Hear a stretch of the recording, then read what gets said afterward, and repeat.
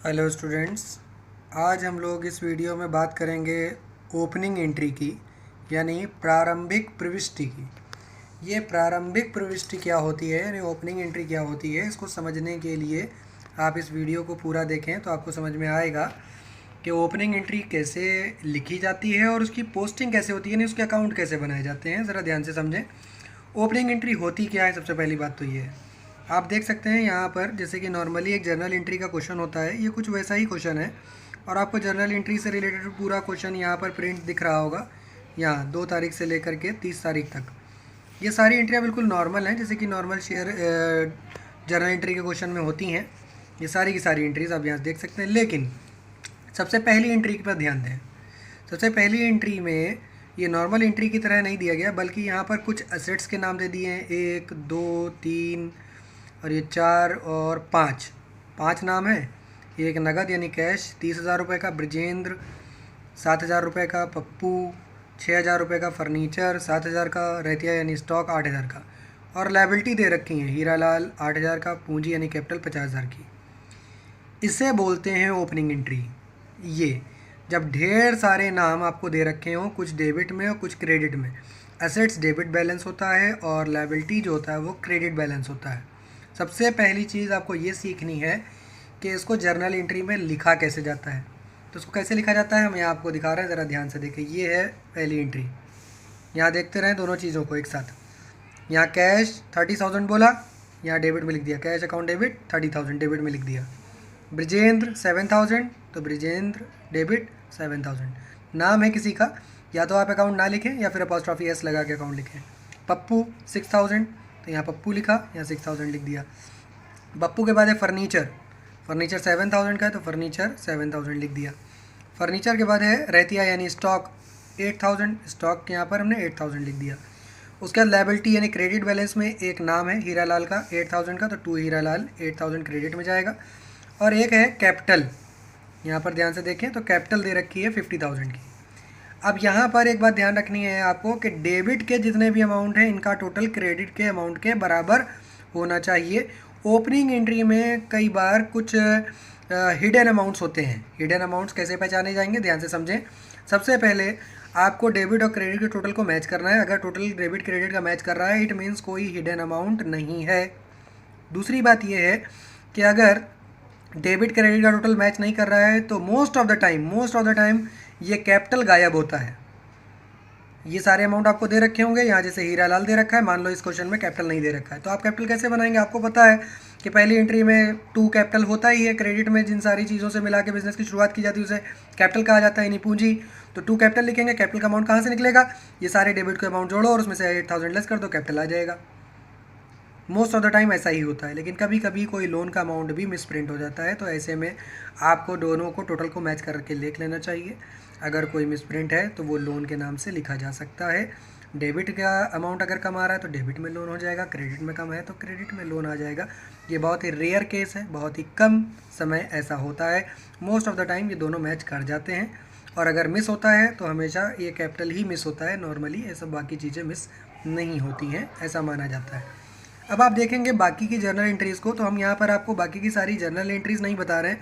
उसके लिए हम ऑलरेडी कई सारी वीडियोस इसी प्लेलिस्ट में, यानी लेजर की प्लेलिस्ट जो जिसमें आप ये वीडियो देख रहे हैं, इसके डिस्क्रिप्शन बॉक्स में आपको जो भी वीडियोस हमने इस प्लेलिस्ट में बनाए हैं वो सब आपको लिंक मिल जाएंगे। आप वहाँ से भी डिफरेंट वीडियोस देख सकते हैं। तो यहाँ पर हम आपको ये बताना चाह रहे हैं कि जो जर्नल एंट्रीज़ हैं, हम आपको ये नहीं बताने जा रहे हैं कि जर्नल एंट्रीज़ कैसे की जाएगी। ऑलरेडी डिफरेंट वीडियोस पड़े हुए हैं, आप वहाँ देख सकते हैं। तो यहाँ पर ये सारी जर्नल एंट्रीज़ को आप यहाँ देख सकते हैं। ये सब जर्नल एंट्रीज़ को यहाँ पर लिखा गया, कुछ एंट्रीज़ को, और कुछ एंट्रीज़ को यहाँ लिखा गया। अब हम बात करेंगे पोस्टिंग की, क्योंकि ये सारी जर्नल एंट्रीज़ को एंट्री लिखना इतना मुश्किल नहीं, क्योंकि परचेज़ अकाउंट बना रहे हैं तो आपने 2 कैश लिख दिया, कैश का अकाउंट बना रहे हैं तो आपने बाई परचेज़ लिख दिया, पप्पू का अकाउंट बना रहे हैं तो आपने 2 सेल्स लिख दिया, और सेल्स का अकाउंट बना रहे हैं तो आपने बाई पप्पू लिख दिया।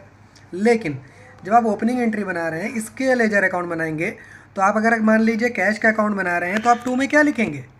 कैश अकाउंट डेबिट है तो आप 2 में क्या लिखेंगे, 2 हीरालाल लिखेंगे कि 2 कैपिटल लिखेंगे। नहीं, ना आप 2 हीरालाल लिखेंगे ना आप 2 कैपिटल लिखेंगे। आपको क्या करना है, ओपनिंग एंट्री को ध्यान से देखना है। आपको बस एक बात पे ध्यान देना है कि आप जिसका लेजर अकाउंट बनाने जा रहे हैं वो नाम कहाँ है, मान लिया आप कैश का लेजर अकाउंट बनाने जा रहे हैं, तो कैश कहाँ है, डेबिट में, और अमाउंट कितना है 30,000। तो इसकी एंट्री क्या होगी, ज़रा ध्यान से समझो। कैश अकाउंट बनाते समय सबसे पहली एंट्री 2 में लिख देंगे टू बैलेंस बी डी 30,000, बस ये पहली एंट्री है, कोई नाम नहीं लिखा जाएगा, टू बैलेंस बी डी लिखा जाएगा। कैश डेबिट था इसलिए टू बैलेंस बी डी, अगर यही कैश क्रेडिट होता तो टू बाई में चला जाता। बाकी की सारी एंट्रियाँ कैश की जितनी भी आप देख रहे हैं, ये सब जो बाकी की जनरल एंट्रीज हैं ये सब वहाँ से आई हैं। दूसरी देखें ब्रजेंद्र, अगर आप ब्रजेंद्र का अकाउंट बनाएंगे तो ब्रजेंद्र कहाँ है, डेबिट में, कितना 7,000। तो आपको क्या करना है, ब्रजेंद्र के अकाउंट में 2 में लिख देना to balance B D 7,000। Brajendra के बाद आप देखें यहाँ पर पप्पू का अगर अकाउंट डेबिट में बना रहे हैं तो पप्पू की डेबिट में एंट्री थी 6,000। तो अगर आप पप्पू का अकाउंट बना रहे हैं तो आप यहाँ पप्पू में लिखेंगे to balance B D 6,000।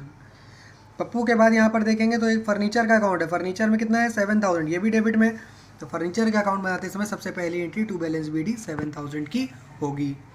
Furniture के बाद देखें स्टॉक भी है डेबिट में 8,000। अब स्टॉक डेबिट में 8,000 है, वो आपको यहाँ मिलेगा, यहाँ देखें स्टॉक में सबसे पहली entry to balance B D 8,000। और 2 एंट्री और बाकी हैं क्रेडिट में, एक हीरा लाल की क्रेडिट में एंट्री है 8,000 की।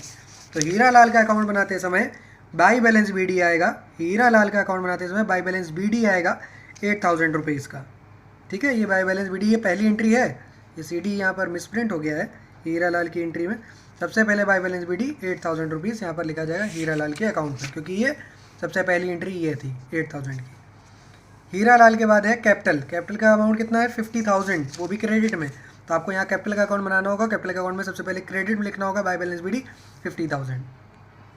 आप देख सकते हैं बाकी के सारे लेजर अकाउंट्स वैसे ही हैं जैसे कि हमने बाकी के कई सारे क्वेश्चंस में आप लोगों को बताए हैं। आप ये सारे ही लेजर अकाउंट्स आप अपने तरीके से बना सकते हैं, आप और भी क्वेश्चंस की प्रैक्टिस कर सकते हैं। बस एक बात ध्यान रखनी है कि जब कभी भी ये ओपनिंग एंट्री आ जाए, यानी प्रारंभिक प्रविष्टि ओपनिंग एंट्री आ जाए, तो उसके लिए आप क्या करेंगे, सबसे पहले तो इन सबको इस तरह से आप जर्नल एंट्री में बनाएंगे।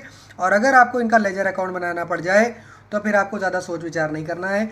जिस नाम का लेजर अकाउंट बना रहे हैं अगर वो नाम डेबिट में है तो टू बैलेंस बी डी से शुरुआत कर दो, और जिस नाम का अगर आप लेजर अकाउंट बना रहे हैं अगर वो नाम क्रेडिट में है तो बाई बैलेंस बी डी से शुरुआत कर दो। और बाकी की जर्नल एंट्रीज़ में से और भी देख लो कि उसका नाम कहीं और तो नहीं आया है। अगर और भी कहीं नाम पर उसका नाम आया है तो वो एंट्रियाँ भी उसके अकाउंट में लिखी जाएंगी, जैसे कि नॉर्मली क्वेश्चन में लिखी जाती हैं। उम्मीद है कि मेरी इस वीडियो से आप लोगों की ओपनिंग एंट्री यानी प्रारंभिक प्रविष्टि से संबंधित अगर आपको कोई भी दिक्कत होगी तो वो सॉल्व हो गई होगी। अगर आप लोगों को ये वीडियो पसंद आया हो तो वीडियो को लाइक करें, और अगर आपने चैनल को अभी तक सब्सक्राइब नहीं किया है तो चैनल को सब्सक्राइब करें, साथ ही साथ बेल आइकन को प्रेस करें ताकि अगले वीडियो की आपको नोटिफिकेशन मिल जाए। और भी लोगों तक पहुँचने के लिए इस वीडियो को शेयर करते रहें। Thank you.